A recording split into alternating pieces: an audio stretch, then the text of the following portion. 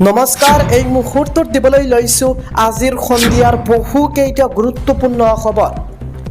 আজি হৈছে 30 আগষ্ট আৰু এই ধৰণৰ খবৰসমূহ নিতৌ চাবৰ বাবে চেনেলটো ছাবস্ক্ৰাইব কৰি ভিডিঅ'টোত এটাকৈ লাইক কৰি দিব। তেন্তে আহক দৰ্শকসকল, সন্ধিয়াৰ খবৰকেইটা আৰম্ভ কৰোঁ। আজিৰ সন্ধিয়াৰ প্ৰথমটো খবৰ হৈছে মুছলমান সমাজত স্থান নাই অপৰাধীৰ। জুম্মাৰ নমাজৰ পিছতেই মুছলমান সমাজে ল'লে বৃহৎ সিদ্ধান্ত। নিচাযুক্ত সামগ্ৰীৰে জড়িত লোকক কবৰস্থ নকৰাৰ সিদ্ধান্ত। ঈদগাহ, মাদ্ৰাছা, মছজিদ প্ৰাংগণত সেইসকল লোকৰ জানাজা সম্পন্ন নহ'ব। নিষিদ্ধ সামগ্ৰী সৰবৰাহ কৰা লোকক সমাজৰ পৰা বহিষ্কাৰৰ সিদ্ধান্ত। হোজাই জিলাৰ যমুনামুখৰ মুছলমান সমাজে ল'লে এই সিদ্ধান্ত। আইনী প্ৰক্ৰিয়াৰেও আগবাঢ়িব মুছলমান সমাজ। আজি জুম্মাৰ নমাজৰ পিছত এনেদৰে যমুনামুখৰ মুছলমান সমাজে ল'লে এই সিদ্ধান্ত। মুছলমান সমাজত স্থান নাই অপৰাধীৰ। এনেদৰে মন্তব্য কৰে যমুনামুখৰ একাংশ মুছলমান লোকে। আগবাঢ়িছোঁ আজিৰ সন্ধিয়াৰ পৰৱৰ্তী খবৰটোলৈ। দুৰাৰোগ্য কেঞ্চাৰক লৈ আহিব পাৰে ভাল খবৰ। হয়তো অচিৰেই দূৰ হ'ব কেঞ্চাৰ ৰোগৰ ভয়ৰ আশংকা। আমি পুনৰবাৰ জনাই আছোঁ, শীঘ্ৰেই বজাৰত উপলব্ধ হোৱাৰ দিশে কেঞ্চাৰৰ ভেকচিন। কেঞ্চাৰৰ ভেকচিনক লৈ চলি আছে গৱেষণা। হাওঁফাওঁৰ কৰ্কট ৰোগত আক্ৰান্ত লোকৰ দেহত ভেকচিন প্ৰদান। ৰোগীজনক পৰীক্ষামূলকভাৱে ভেকচিন দিয়া বুলি তথ্য প্ৰকাশ কৰিছে। ব্ৰিটেইনৰ চাউদাম্পটন বিশ্ববিদ্যালয়ত চলি আছে গৱেষণা। ছায়েন্স এডভান্স নামৰ আলোচনীত প্ৰকাশ এই তথ্য।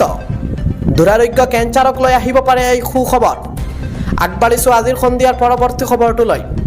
আপুনি কমেণ্টত মতামত জনাওক, দিনত কিমান ঘণ্টা আপোনাৰ অঞ্চলত বিদ্যুৎ থাকে, লগতে আপুনি কোনখন জিলাৰ পৰা চাই আছে সেয়াও কমেণ্টত মতামত জনাব। আগবাঢ়িছোঁ পৰৱৰ্তী খবৰটোলৈ। এতিয়াৰ পৰা অসম বিধানসভাত নাথাকিব নামাজৰ সময়। নামাজৰ বিৰতিৰ সন্দৰ্ভত অসম বিধানসভাৰ ডাঙৰ সিদ্ধান্ত। ৰুল নং 11 সংশোধন কৰি বিলুপ্ত কৰা নামাজৰ বাবে থকা বিৰতি।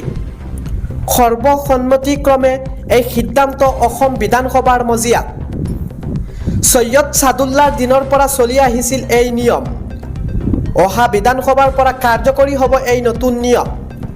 ঐতিহাসিক সিদ্ধান্তৰ বাবে বিধানসভাৰ অধ্যক্ষক ধন্যবাদ দিছে বিজেপিৰ বিধায়কসকলে। বিধানসভাত নামাজ বিৰতিৰ বাতিল সন্দৰ্ভত বিৰোধী বিধায়কৰ প্ৰতিক্ৰিয়া। আগবাঢ়িছোঁ আজিৰ সন্ধিয়াৰ পৰৱৰ্তী খবৰটোলৈ। 1 ছেপ্টেম্বৰৰ পৰা দেশত সলনি হ'ব কেইবাটাও নিয়ম। আপোনাৰ জীৱনত প্ৰভাৱ পেলাব পাৰে এইসমূহ নিয়মে। সামগ্ৰীৰ মূল্য, বেংক বন্ধ, আধাৰ কাৰ্ডকে ধৰি সলনি হ'ব বহু নিয়ম। 1 ছেপ্টেম্বৰৰ পৰাই দেশত কাৰ্যকৰী হ'ব LPGৰ চিলিণ্ডাৰৰ সংশোধিত মূল্য। 14 কেজি ঘৰুৱা, 19 কেজি বাণিজ্যিক চিলিণ্ডাৰৰ মূল্য সলনিৰ সম্ভাৱনা। CNG PNGৰ মূল্যৰ সাল সলনি ঘটাৰো সম্ভাৱনা। আধাৰ কাৰ্ডক লৈও আহিব পাৰে কেইবাটাও নতুন নিয়ম। UIDAIয়ে বিনামূলীয়া আধাৰ উন্নতীকৰণৰ সময়সীমা 3 মাহ বৃদ্ধি কৰিছে। 14 ছেপ্টেম্বৰত আধাৰৰ এই বিনামূলীয়া প্ৰক্ৰিয়া অন্ত পৰিব। আগবাঢ়িছোঁ সন্ধিয়াৰ পৰৱৰ্তী খবৰটোলৈ। ভাৰতেও বেছি দিন ৰক্ষা কৰিব নোৱাৰিব বাংলাদেশৰ শ্বেখ হাছিনাক। 20 দিনৰ ভিতৰত ভাৰত এৰি যাব লাগিব শ্বেখ হাছিনাই। ভাৰত বাংলাদেশৰ প্ৰত্যৰ্পণ চুক্তি অনুসৰি ভাৰতে পঠিয়াব লাগিব হাছিনাক। ইতিমধ্যে হাছিনাৰ পাছপোৰ্ট বাতিল কৰিছে বাংলাদেশৰ নতুন চৰকাৰখনে। যোৱা 22 আগষ্টত বাংলাদেশৰ অন্তৱৰ্তীকালীন চৰকাৰে বাতিল কৰিছে হাছিনাৰ পাছপোৰ্ট। ভাৰতত শ্বেখ হাছিনাই 25 দিন অতিবাহিত কৰিলে। ভাৰতৰ ভিছা নীতি অনুসৰি বাংলাদেশীয়ে 45 দিনহে থাকিব পাৰিব ভাৰতত। আইনগতভাৱে আৰু 20 দিন ভাৰতত থাকিব পাৰিব শ্বেখ হাছিনাই। পাছপোৰ্ট বাতিল হোৱা শ্বেখ হাছিনাই বাংলাদেশলৈ প্ৰত্যৰ্পণ কৰাৰ সম্ভাৱনা।